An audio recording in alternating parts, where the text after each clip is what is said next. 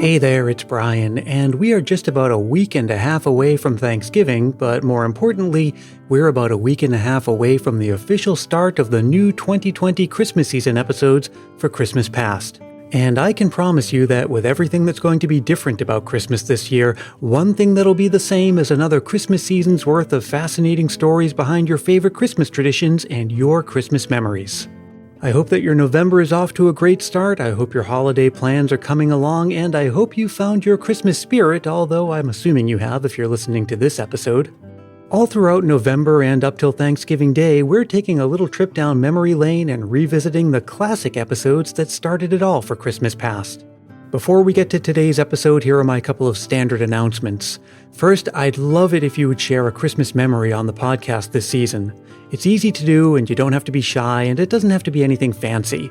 All you have to do is record a voice memo into your phone and send it to christmaspastpodcast@gmail.com. It could be a funny story, some of your favorite things about the season. It could be what Christmas was like when you were growing up, what kind of things you got in your stocking, or what it's like in the place you live now. The point is to share your Christmas spirit with the rest of the Christmas Past family. So again, record a voice memo into your phone, keep it reasonably short, clean and family friendly, and don't forget to say your name and where you're from, and send it to christmaspastpodcast@gmail.com. Secondly, I would love for you to swing by christmaspast.media, scroll down to the latest post sections, and check out the post pinned to the top called The Definitive Directory of Christmas Podcasts. Finding new Christmas podcasts to listen to is not as simple as you might think. Most search engines on podcast apps only show you a small fraction of what's really out there, so I've compiled the most complete and best organized list of Christmas podcasts you'll find anywhere else. Again, that's christmaspast.media for the definitive directory to Christmas podcasts. The episode you're about to hear is part 3 in my original 3-part mini-series on the origins of Santa Claus. I hope you enjoy it, and I hope you'll keep coming back for more all throughout December and, of course, throughout the 2020 Christmas season. This episode of Christmas Past is the third in a 3-part series about Santa Claus. And even though children love Santa, these episodes are not meant for them. Grown-ups, please enjoy them on your own. Thanks.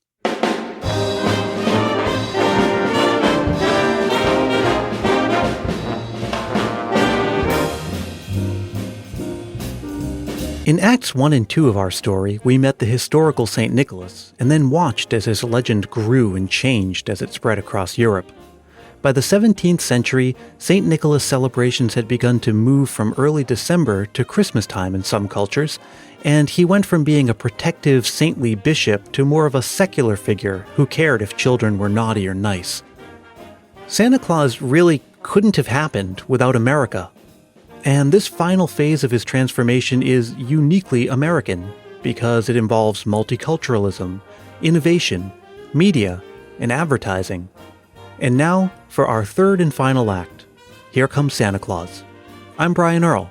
This is Christmas Past.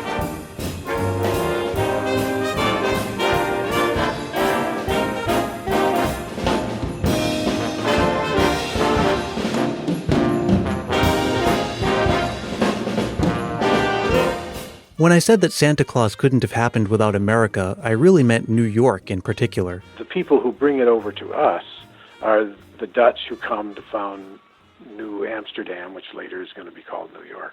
That's Bruce David Forbes again, a professor of religious studies at Morningside College in Sioux City, Iowa, and the author of the book Christmas, A Candid History. The reason it doesn't come to us from other places is that the Puritans are people who are quite anti-Catholic. They don't really want anything to do with saints. And even the Church of England is kind of hesitant about that, so that all the other people who are coming across aren't carrying a St. Nicholas tradition. But the Dutch, it's almost like a glimmer of St. Nicholas. It came over to the colonies. Now, even though some places in Europe had started to move St. Nicholas celebrations down the calendar toward Christmas, it wasn't widely adopted. It wasn't until it came to America, and probably over the course of several generations, that it really became more or less official. And children will be happy to learn that Black Peter and others like him stayed back in Europe, for the most part anyway. The only companions Santa will have in America are reindeer, Mrs. Claus, and his elves. but we'll get to all of that. The point here is that the Dutch Sinterklaas will have the strongest influence on the legend that will go on to become Santa Claus. That legend wouldn't undergo any major changes until a young writer named Washington Irving would leave his mark. This is the same Washington Irving who wrote Rip Van Winkle and The Legend of Sleepy Hollow. Only in this case, he was writing under the pen name of Dietrich Knickerbocker. In 1809, he published a satire called A History of New York. And in that book are references to St. Nicholas that bring him one step closer to the Santa Claus we know today. He rode a flying wagon. Not quite a sleigh, and it was pulled by horses, not reindeer, but it's a start. He slid down chimneys to deliver gifts. He delivered them into stockings. He smoked a pipe. But one important difference was that he came around on New Year's Eve and not Christmas Eve. But then in 1823, a newspaper in New York published a poem on Christmas Eve about Christmas Eve. It was the night before Christmas when all through the house not a creature was stirring, not even a mouse. This is a poem that went on to become one of the best known in the English language, but also really innovative in terms of St. Nicholas. Its author, Clement Moore, picked up the ball from Washington Irving, but made some radically different changes. He writes that St. Nicholas rides in a sleigh. It's pulled by 8 reindeer. But maybe the biggest change of all was something you may not have even noticed, hiding in plain sight. A miniature sleigh, 8 tiny reindeer. In the poem, he is an elf, which, by the way, would help us understand how he could come down a chimney. And for about 20 years or so, I can't remember exactly, the poem was republished, but never with an illustration. The first time it was published with an illustration. If you look at that, he looks like a scruffy leprechaun. And all of this was without precedent. No one had ever described St. Nicholas like this before. It's said that this poem is largely responsible for many of the conceptions of Santa Claus that we have today. It had a hugely influential place in the history of Christmas gift-giving, but maybe more than anything else, because of how popular and widely known it was, the poem helped to standardize an image of St. Nicholas as a kindly, magical gift-giver, and really cement the idea of St. Nicholas coming on Christmas Eve. Here we see mass media rather than tradition and folklore affecting a general perception.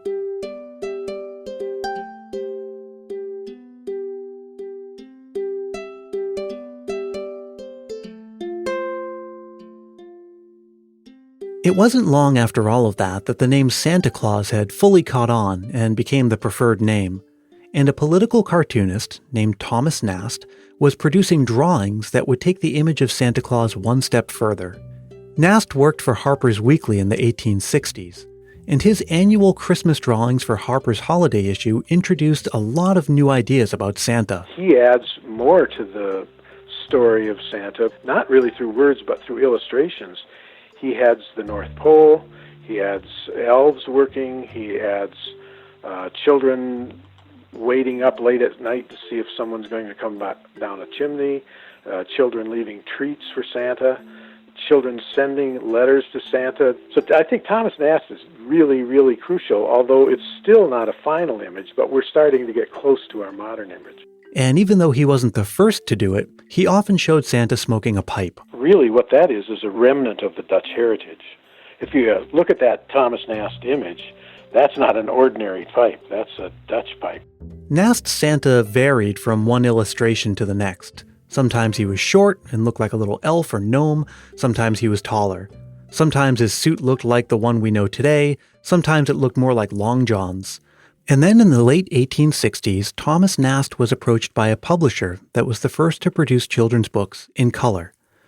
Nast's illustrations for Harper's had all been in black and white, but the publisher wanted to take advantage of this new printing technology, and so Nast began drawing Santa as having a red suit with white trim. The book is called Santa Claus and His Works by George Webster. It's kind of a forgotten classic, and it's in the public domain now, so I'll post a link to it on my website, christmaspastpodcast.com. Nast continued creating Santa illustrations into the 1890s, and in the decades that followed, other artists, like Norman Rockwell, would also produce Santas. They usually stayed pretty close to the Santa Claus envisioned by Washington Irving and Clement Moore and Thomas Nast, maybe with a couple of variations here and there. But all of that was about to change. Haddon Sundblom was a commercial artist who had already done a great deal of work for Coca-Cola, and starting in 1931 and continuing for about 30 years, Sundblom would produce 1 or 2 annual Santa paintings for Coca-Cola. This is the Santa we know today.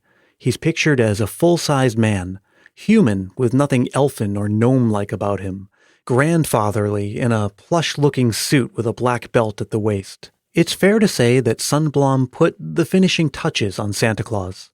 And his paintings had a massive and almost captive audience through the sheer force of Coca-Cola's marketing machine. We're talking about billboard ads, magazine ads, in-store displays, posters, figurines, and other collectibles. And of course, the suit would match the red and white of the Coca-Cola brand. This kind of ubiquity was unprecedented. So just think about the impact of one single artist and their image of Santa showing over and over again for more than 30 years. Whatever the company is that sponsored it, that ever-present image, it really kind of polishes off Santa and cements that image in our memories. It's amazing to think that the Santa we know and love today is only 85 years old. And given how much he's changed in 1700 years, it's perfectly possible that he'll continue to evolve.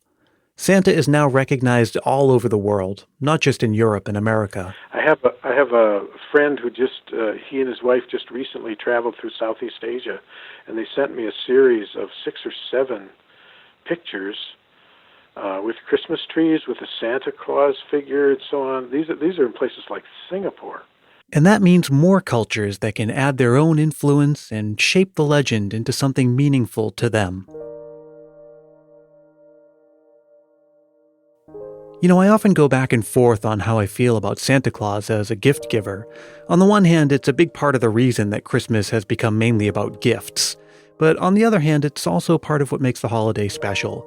Of course, I'm not as into receiving gifts now as I once was as a child, but nowadays when I give a gift to a child, it's really special for both of us. And some of the Christmas gifts I received as a child are among my favorite holiday memories.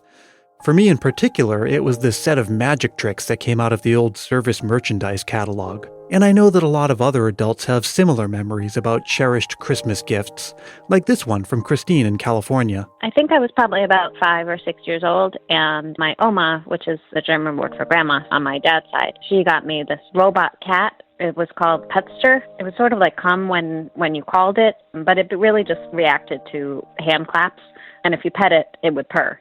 Oh, and another thing I remember is its eyes lit up before it moved to kind of tell you that it had heard your command. Looking back on it, it was so 80s, and I think the idea that this animal moved like a real animal did, but was totally in the control of my 5-year-old self, that seemed kind of magical. If you'd like to share a memory, it's super easy. All you have to do is record a voice memo on your phone and send it to me at christmaspastpodcast@gmail.com. Try to keep it to about a minute, and be sure to say your name and where you're from. And if you're shy about recording your own voice, that's okay. You can just email me something at christmaspastpodcast@gmail.com, and maybe I'll get a chance to read it on the show.